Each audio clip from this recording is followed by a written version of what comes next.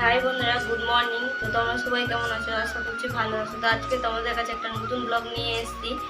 তো দেখতেই পাচ্ছ আমি ঠাকুর ঘরে আছি এখন। তো তোমাদেরকে দেখিয়েছিলাম যে বজরংবলীটা এনেছিল, তো আজকে ওই বজরংবলীটার পুজো হবে। তো আজকে মঙ্গলবার, দিনটা খুব ভালো। এই বছরে এই দিনটা খুবই ভালো, তাই আজকের দিনে মামুনি আজকে বজরংবলীটার পুজো করছে। তো চলো আমি তোমাদেরকে দেখাচ্ছি যে মামুনি কিভাবে আজকে বজরংবলীটার পুজো করছে আর কি কি দিয়ে পুজো করছে। মামুনি পুজো করবে, তাই বাবা যা যা ফলমূল লাগে সব কিছু মামুনিকে এনে দিয়েছে। এবার মামুনি সব রেডি করে নিয়েই তারপরে পুজোটা শুরু করবে। তো চলো আমি তোমাদেরকে দেখাচ্ছি। তোমাদেরকে আমি পুরোটা দেখাচ্ছি আজকে আমার ব্লগটা।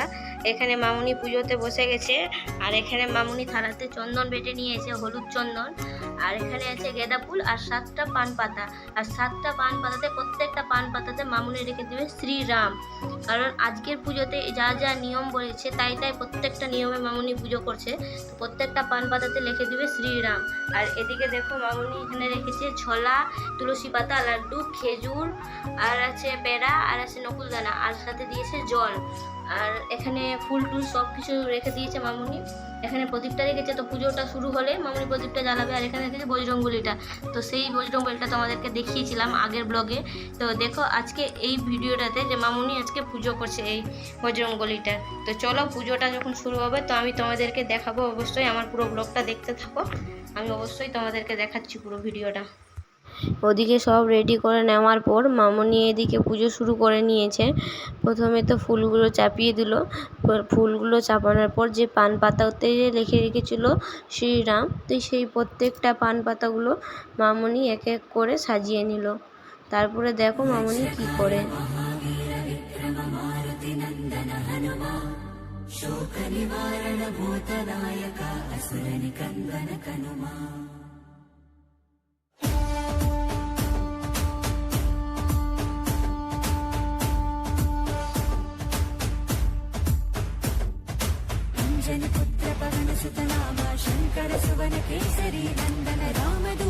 ওদিকে সব কিছু রেডি হয়ে গেছে মামুনির। ওদিকে রেডি করে নেওয়ার পর এদিকে মোমবাতি, প্রদীপ, ধূপকাঠিটা সব কিছু জ্বালিয়ে নিল। জ্বালিয়ে নেওয়ার পর এবারে মামুনি বজরংবলীর জন্য যে চন্দনটা বেটে রেখেছিল সেই কপালে মামুনি চন্দনের ফোঁটাটা লাগিয়ে নিল। চন্দনের ফোঁটা লাগানোর পর এবার কপালে একটু সিঁদুর দিয়ে দিল। সিঁদুরের টিপ পরিয়ে নিয়েছে। এবার এদিকে প্রদীপও জ্বালিয়ে দিয়েছে, এদিকে সব রেডি করে নিয়েছে। রেডি করে নেওয়ার পর মামনি এবার একটু আরতি করে নিচ্ছে। তো তোমরা প্রায় দেখি যে অনেকেই বজরংবলীর পুজো করো মঙ্গলবার দিন। তো মঙ্গলবার দিন বজরংবলী পুজো করাটা মানে খুবই ভালো। আর মামনি তো অনেক দিন থেকে ইচ্ছে ছিল যে এই বজরংবলীটা বড় করে বাঁধিয়ে নেওয়ার পর আমি পুজোটা শুরু করব। তো এদিকে মামনি বজরংবলীর নামটা রেখে দিচ্ছে, এখানে রাম বলে নামটা রেখে দিচ্ছে। তো গেঁদা ফুল দিয়ে প্রত্যেকটা এসে নাম লিখে দিল মামনি। তো নামটা লেখা হয়ে গেছে রাম দিয়ে। এবারে মামনি বই পড়া শুরু করে দিবে। বইটা পড়া শুরু হলেই মামনির পুজো শেষ হয়ে যাবে।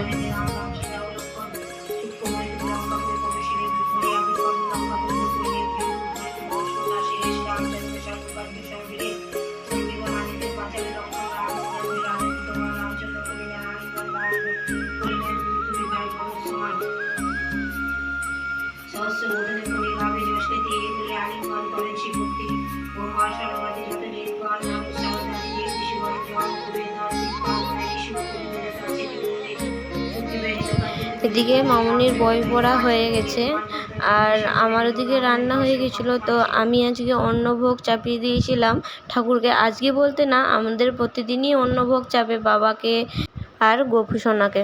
এবার মামুনি তো কিছু বলতে চাই যে ঠাকুরটা কিভাবে এসছে। তো মামুনির কাছে চলো শোনা যাবে যে কি করে এসছে না এসছে। তো চলো মামুনি তোমাদেরকে বলছে। গৃহপ্রবেশে এইটা একটা দাদা রাত্রিবেলায় এসে এইটা দিয়েছিলেন, এই ফটোটা। তো ফটোটা দেখার পরে আমার ভীষণ ভালো লাগে। তা আমি ভাবলাম যে ফটোটা তাহলে বাঁধাতে হবে। তো অনেক দিন থেকে ভাবছিলাম বাঁধাবো, কিন্তু বাঁধানো হয়ে উঠছিল না। এবার ঠাকুরের যখন সময় হবে তখনই তো উনি প্রতিষ্ঠা হবেন ঘরে। তো যাই হোক, এই 2-3 দিন আগে এটাকে বাঁধিয়ে নিয়ে এসছে। বাঁধানোর পর আমি ভাবলাম যে মঙ্গলবার দিন খুব ভালো দিন, ওই দিনই আমি ঠাকুরটাকে পুজো করব, পুজো করে তারপরে আমি দেওয়ালে টাঙাবো। তো তাই আজকে মঙ্গলবার, আজকে বজরংবলীর যতটুকু পারলাম, আমি যেমনভাবে পারলাম আমি অন্তর থেকে ঠাকুরের পুজোটা করলাম। তো তোমাদের যদি ভালো লাগে তাহলে নিশ্চয়ই লাইক করবে, সাবস্ক্রাইব করবে, শেয়ার করবে। এবারে সন্ধ্যের দিকে চলে এসেছিলো মামুনি ঠাকুর করে সন্ধে দিতে। তো মামুনি এখন সন্ধে দিচ্ছে, তো চলো তোমাদেরকে সম্পূর্ণটা দেখাচ্ছি। আর সত্যি মামুনি অনেক আমাকে সাপোর্ট করে। মামুনি সাপোর্ট না করলে আমি হয়তো এত দূর ভিডিও করে আগাতে পারতাম না বা আর কিছু। তো তোমরাও আমাকে সাপোর্ট করো যাতে আমি আর একটু আগাতে পারি।